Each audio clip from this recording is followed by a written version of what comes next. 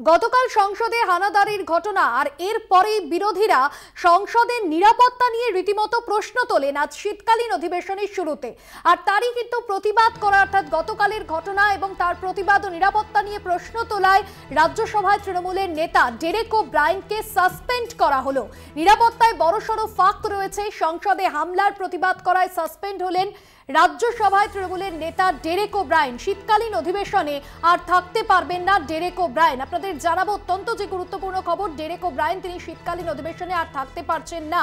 গতকাল সংসদের ভবনে অর্থাৎ দর্শক আসনে দুই অজ্ঞাত পরিচয় ব্যক্তি তারা যখন সংসদ ভবনে বক্তব্য রাখছিলেন একের পর এক নেতৃত্ব, এবং সেখানে দেখা যায় একের পর এক সংসদ, এবং সেখানে দেখা যায় দুই দর্শক ব্যক্তি, অজ্ঞাত পরিচয় দুই ব্যক্তি দর্শক আসন থেকে ঝাঁপ দেন এবং স্পিকারের দিকে রীতিমতো এগিয়ে যান। স্বরাষ্ট্র মন্ত্রীর অমিত শাহর বিবৃতির দাবি ইতিমধ্যেই কিন্তু জানিয়েছেন বিরোধীরা। এই ঘটনা কিভাবে ঘটলো এবং অজ্ঞাত পরিচয় দুই ব্যক্তি কিভাবে এই নিরাপত্তার ঘেরাটোপ এড়িয়ে একেবারে দর্শক আসনে গিয়ে পৌঁছলো তা নিয়ে যেরকম প্রশ্নটা শুরু হয়ে গিয়েছে, তারই মাঝে ইতিমধ্যে কিন্তু লোকসভায় নিরাপত্তা নিয়ে প্রশ্ন তুলতে রাজ্যসভা থেকে সাসপেন্ড করা হলো তৃণমূল সাংসদ ডেরেক ও ব্রায়ানকে। এবং বুধবার লোকসভার অধিবেশন চলাকালীন দুজন অজ্ঞাত পরিচয় ব্যক্তি ঢুকে পড়ে এবং তারা অধিবেশন চলাকালীন লোকসভার যে দর্শক আসন সেই দর্শক আসন থেকে ঝাঁপ দেয় এবং তারপরেই দেখা যায় যে স্মোক যে বম সেখান থেকে হলুদ ধোঁয়া ছড়াতে থাকে। এবং এই ঘটনায় সংসদের নিরাপত্তা নিয়ে প্রশ্ন তোলেন ডেরেক ও ব্রায়ান, আর তাতেই কিন্তু তিনি রাজ্যসভার চেয়ারম্যানের সঙ্গে বচসায় জড়িয়ে পড়েন তৃণমূল সাংসদ ডেরেক ও ব্রায়ান, এবং তারপরেই তাকে সাসপেন্ড করা হয় এবং গোটা যে শীতকালীন অধিবেশন সেই শীতকালীন অধিবেশনে থাকতে পারবেন না সাংসদ ডেরেক ও ব্রায়ান। এবং অত্যন্ত যে গুরুত্বপূর্ণ খবর আমরা ইতিমধ্যেই নজর রেখেছি এবং বেশ কিছুক্ষণ আগেও আপনাদের জানাচ্ছিলাম, গতকালের যে ঘটনা সেই ঘটনায় কিন্তু ইতিমধ্যেই 5 জনকে গ্রেফতার করা হয়েছে। তবে সংসদের ভিতরে এত তল্লাশি পেরিয়ে গ্যাস ক্যানিস্টার নিয়ে কিভাবে ঢুকলো, সংসদের গেট থেকে লোকসভার যে দর্শক গ্যালারি সেই গ্যালারি পর্যন্ত পৌঁছতে অন্তত 4 বার তল্লাশি হয় এবং সেক্ষেত্রে দাঁড়িয়ে এই যে স্মোক বম নিয়ে ঢুকেছিল অজ্ঞাত পরিচয় দুই ব্যক্তি, তারা কি জুতোর মধ্যে করে সেটা নিয়ে যাচ্ছিলেন তা নিয়ে কিন্তু যেরকম প্রশ্ন উঠছে, পাশাপাশি যে প্রশ্ন উঠে আসছে, এই মুহূর্তে আমরা যোগাযোগ করতে পেরেছি তৃণমূল নেতা জয়প্রকাশ মজুমদারের সঙ্গে। আপনাকে স্বাগত জানাবো কলকাতা টিভিতে। জয়প্রকাশ বাবু, আমরা দেখলাম গতকালের যে ঘটনা এবং সেখানে নিরাপত্তা নিয়ে একটা বড়সড় প্রশ্ন উঠছে এবং এই ঘটনা অনভিপ্রেত। সেই জায়গা থেকে আমরা দেখলাম যে আজ রাজ্যসভায় যে ডেরেক ও ব্রায়ানকে সাসপেন্ড করা হলো, কি বলবেন আপনি? দেখুন, এইটা একটা তানাশাহি চালাচ্ছে বিজেপি এবং সঙ্গে সঙ্গে রাজ্যসভার যিনি অধ্যক্ষ উপরাষ্ট্রপতি তিনি বিজেপির অঙ্গুলি হেলনে নিরপেক্ষতা জলাঞ্জলি দিয়ে সেই তানাশাহি চালানোর একটা অংশীদার হয়ে উঠেছেন। সব থেকে বড় কথা, কালকের যে ঘটনা ঘটেছে সেই ঘটনা তো সামান্য ঘটনা নয়। যে সরকার এবং শাসক দল পার্লামেন্টকেই প্রোটেক্ট করতে পারে না, তারা দেশকে কি প্রোটেক্ট করবে? এই মোদি এবং অমিত শাহ যে গ্যাস বেলুন সেটা তো গতকালই ফেটে গেছে। এখন এরা ড্যামেজ কন্ট্রোল মোডে আছে, আলোচনা করতে দেব না। ভাবুন তো, এত বড় ঘটনা, দেশের স্বরাষ্ট্রমন্ত্রী আসবেন না, পার্লামেন্ট চলছে, দেশের প্রধানমন্ত্রী আসবেন না, পার্লামেন্ট চলছে, এসে সেখানে বয়ান দেবেন না, ক্ষমা চাইবেন না দেশবাসীর কাছে, ক্ষমা চাইবেন না পার্লামেন্টের সদস্যদের কাছে। পার্লামেন্টের সদস্যদের তো সারা ভারতবর্ষের ভোটাররা নির্বাচিত করে পাঠিয়েছে। সেই সব না করে গলা বন্ধ করে দেওয়ার, আওয়াজটাকে বন্ধ করে দেওয়ার প্রচেষ্টা, আর সেই চেষ্টাতে আজকে মুখ্য ভূমিকা নিয়েছিলেন রাজ্যসভার অধ্যক্ষ এবং সেখানে কোনো প্রতিবাদ শুনবেন না, তাড়িয়ে দেবেন।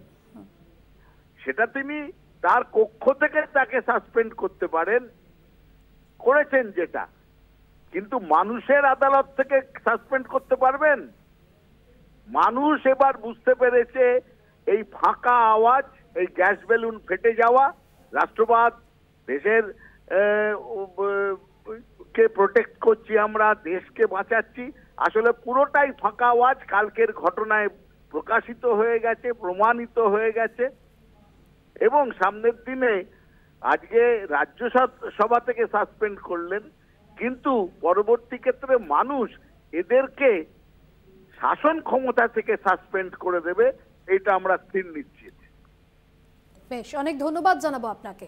তৃণমূল নেতা জয়প্রকাশ মজুমদার ছিলেন আমাদের সঙ্গে ফোন লাইনে। আজ রাজ্যসভা থেকে সাসপেন্ড করা হলো তৃণমূল কংগ্রেসের সাংসদ ডেরেক ওব্রায়েনকে। সংসদে নিরাপত্তা সংক্রান্ত ইস্যুতে বিরোধীদের হই হট্টগোল চলাকালীন ডেরেক ওব্রায়েন প্রতিবাদ করতে গিয়ে স্পিকারের সঙ্গে বাকবিতণ্ডায় জড়িয়ে পড়ে। সংসদে হামলার প্রতিবাদ করা ইতিমধ্যে সাসপেন্ড করা হয়েছে এবং গোটা যে শীতকালীন অধিবেশন, সেই অধিবেশনে থাকতে পারবেন না ডেরেক ওব্রায়েন। এবং হাউসের কার্যক্রমে বাধা দেওয়ার অভিযোগে তৃণমূল সাংসদ ডেরেক ওব্রায়েনকে আপাতত শীতকালীন অধিবেশনের জন্য রাজ্যসভা থেকে সাসপেন্ড করা হয়েছে। এবং গতকাল আমরা যে ঘটনা দেখেছি এবং সেই ঘটনার পর ইন্ডিয়া জোটের শরিক দলগুলো তারা যেরকম প্রশ্ন তোলা শুরু করে দিয়েছেন, তৃণমূল কংগ্রেস নেতৃত্ব তারাও প্রশ্ন তুলছেন যে নিরাপত্তার ঘেরাটোপ এড়িয়ে কিভাবে এই ধরনের বিষয় ঘটতে পারে তা নিয়ে কিন্তু প্রশ্ন উঠছে। এই মুহূর্তে আমরা টেলিফোন লাইনে যোগাযোগ করতে পেরেছি বিজেপি মুখপাত্র শ্রমিক ভট্টাচার্যের সঙ্গে। আপনাকে স্বাগত জানাবো কলকাতা টিভিতে। রাজ্যসভায় তৃণমূলের ডেরেক ওব্রায়েনকে সাসপেন্ড করা হলো গতকালের ঘটনার প্রতিবাদ করায়। কি বলবেন আপনি, যদিও তৃণমূলের তরফে যে অভিযোগ ড্যামেজ কন্ট্রোল করতে চাইছে বিজেপি?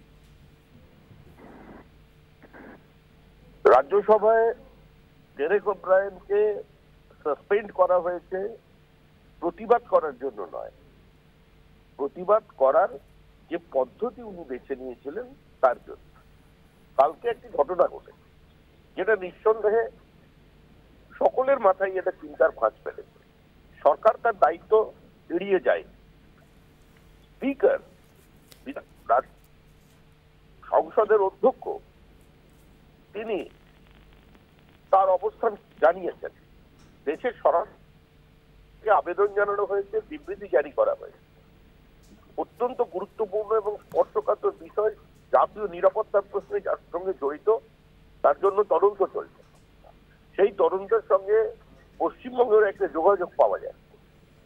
এই নিয়ে কাউকে কোনো মন্তব্য করতে বা কোনো গুজবে কান না দিতে দেশের স্বরাষ্ট্র মন্ত্রকের পক্ষ থেকে আবেদন জানানো হয়েছে।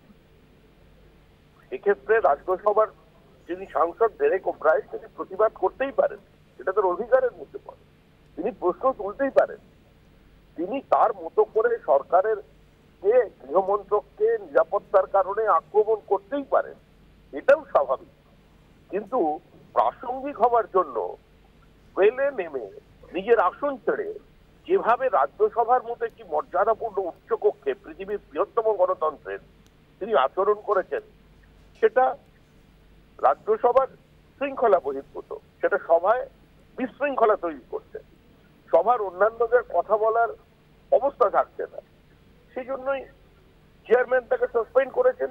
এটা অত্যন্ত স্বাভাবিক ব্যাপার। আসলে পশ্চিমবঙ্গে গোটা রাজ্যটার মধ্যে কোনো মানুষেরই কোনো নিরাপত্তা নেই। যারা জাতীয় নিরাপত্তা তুলে নরেন্দ্র মোদীকে আক্রমণ করছেন যে রাজ্য থেকে, সেই রাজ্যের মুখ্যমন্ত্রীর হাঁটুর কোনো নিরাপত্তা নেই। সরকারি হসপিটালে তার হাঁটুকে সেপ্টিক করে দেওয়া হয়েছে। 2021 সালের 2রা মের পরে 27 দিনে আমাদের 56 জন বিজেপি কর্মী খুন হয়েছে। গত পঞ্চায়েত নির্বাচনের আগে থেকে যদি এই পঞ্চায়েত নির্বাচন পর্যন্ত ধরেন, আমাদের শহীদের সংখ্যা 250 পেরিয়ে গেছে।